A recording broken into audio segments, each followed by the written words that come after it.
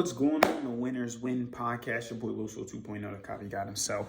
And today we're going to talk about 7 questions to compare armies, right? Or compare leadership. Now we're going to go through all these things. I like to say compare armies because, like you guys know, I'm reading The Art of War by Sun Tzu. Amazing book. I'm realizing that it's really not just a book about war, but it's something that you can actually put into practice with your everyday life. And it's not a big book, as you see. It's only like 100 and something pages. Short, nice little read. I just love the how the goal reflects off it. It's all cool and stuff like that. So we're going to talk about the 7 questions to compare armies. But before we get to that, though, just a little update. Talk to my my publisher this morning. She is gonna get back to me about my book and stuff like that. She should be getting back to me today or next week. I'm not sure which one she said. But I'll take a look at it and stuff like that. On the other hand, other than that, that's pretty much what's going on with that. You guys know I started my beta group for coaching. Everything is going well so far, you know what I mean? We've got some different people from different walks of life all into the group, all talking about different things that they want to work on, things that they want to achieve, things that they want to take from the group. So definitely going to keep you updated on that one, my winner circle, and see, how the group goes, and then the different types of, I will share the testimonies and stuff like that with you guys through my blog and posts and stuff like that. And a lot of stuff is going on, right? But I got people quitting randomly on me without no 2 weeks notice. I got people, no managers in few locations. I got people doing this. I got people doing that. Boss getting on me from time. It's like a lot of stuff going on. And it's just like, it just builds up your anxiety. But then at the same time, you got to realize that, stuff is not that deep. There's some things that you can't control, things you can't control. It just is what it is. But they said, never let a good crisis go to waste. Now, that's something that I just listened to this morning. I was listening to my Eric Thomas, and I was like, wow, this is crazy, because he's right. Never let a good crisis go to waste. No matter how you look at it, no matter what's going on, there's always going to be some time when it's just like things going on, right? But when there's things going on, that's what really makes you, right? And that's something that I'm noticing. My fault. Let me just write this down too as well. He said, don't let a good crisis go to waste. That's just amazing. I really cannot stress that enough, because it's so true though, right? Like, you're going to be going through things, and it's like majority of successful people all get successful during times when it's low, right? A lot of millionaires are made during the Great Depression. A lot of millionaires are upcoming now because of the COVID pandemic, right? A lot of things are going to happen. It's just a matter of how you react to that thing in order to grow. So that's one thing that I, worked on today. I learned, today, as in all this stuff going on, and that motivational video. I feel like sometimes God really just puts things at the right place at the right time for me. It's just like, wow, I needed that motivational video to come, because it's like, yo, this is a good crisis. This is like, I don't have as much anxiety as I did last time when I first started, because I was like, you know what, I know what to do. This and that, third, move these people around, blah, blah, blah. And I'm getting stuff together. It's going to take time, but, all great things take time, right? So we're just going to keep pushing and stuff like that. There's a lot of work to do. I'm not going to lie. Definitely a slower start to November than I would like, but, we're going to get that stuff going. Second thing that I wanted to talk about was, right now, so far, the rabbits, man, they just making a mess. I had to clean things up though. But anyway, though, thirdly, yesterday when I was playing, I already told you guys I had that crazy behind dunk. Man, I feel my legs getting back. Today I decided to have like a little bit of a rest day before I get going. And then tomorrow I'm gonna pick back up and start getting shots up and get back to weight training and stuff. Other than that, man, let's just get started on this, right? The 7 questions to compare armies, right? So the first one is, which one is imbued with, moral law, right? Now, when I was looking at what moral law was, it says followers are all in complete accord with their ruler. This is very important, right? So when you are leading a group, right, this is why before my thing was called the copywriting cult, right? The cult. When you're building a cult, you have to build a culture. That's where cult comes from. It just has a leader in there trying to get people to all go to a common goal together, right? But all have this similar, all on the same page, right?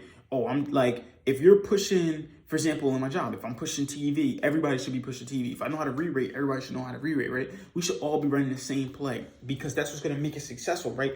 Not one person running it and the other 9 not, because that's what's going to mess up an army. So the army that has more people imbued with moral law all on the same accord are just going to be successful. And this is with any group, right? If you and your wife are on the same accord, you guys are going to be successful. If you and your basketball team are on the same accord, you're going to win basketball games. If you look at most championship teams, they all have similar things though, right? And they're all on the same accord. They want to win a championship, right? They're not worried about personal stats.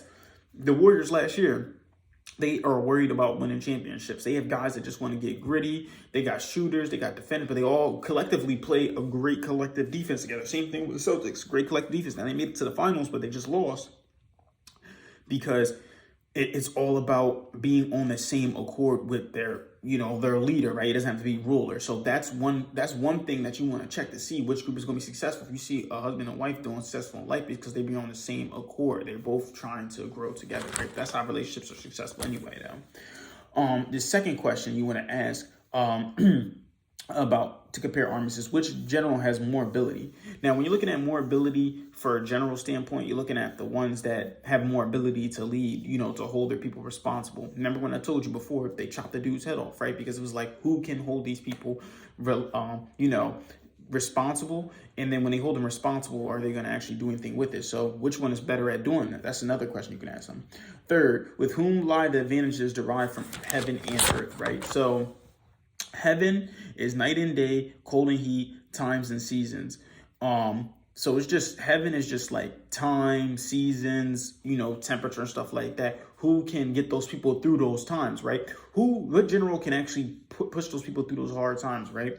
And this is a good example, like I said, for work too, right? The one DM that's number one, he's like, yo, why'd you take over a district that was struggling so bad? And I said, any district manager can go in and take a store that was not anyone, but it is still hard, but it's easier to take someone from top 10 to number 1, right? It's just 9 spots. What's really difficult is taking someone from 225, last in the country, to the best in the country. So that's why I said just something that I keep working on, right? So heaven and earth, night and day. And then earth is distances, great and small danger. It's all the same thing, right? Who can take them through them hard times, right? Question 4, which side is discipline more enforced? So which side is more consistent? Which side actually has consequences and sticks to those consequences when people aren't performing well, right? That's another thing to look at too. Are you going to see which side is doing, their thing and which one's not? Because the one that's more disciplined is the one that's going to succeed. I always said that sales is not about skill. It's about discipline and consistency. Are you going to do the same single thing that works? The proven system, you're going to do it every single time with every single customer. If you are, then you're going to be successful. If not, then you're not going to be successful, right?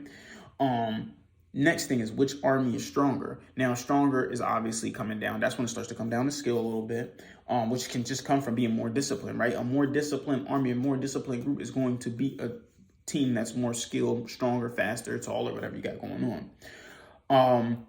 It says, which side are officers more trained? Now, if you're not training your people enough, then of course you're not going to be successful, right? If I just sit here and just tell you guys, all my winner circle people, like, oh, okay, cool, we're just going to go out there and we're just going to be successful without actually giving them the tools to do it. And this was a big culture shock that I had for one of my, that I seen for the company like I was working for, right? It was like, yo, we're telling people what to do, but we're not showing them how to do it.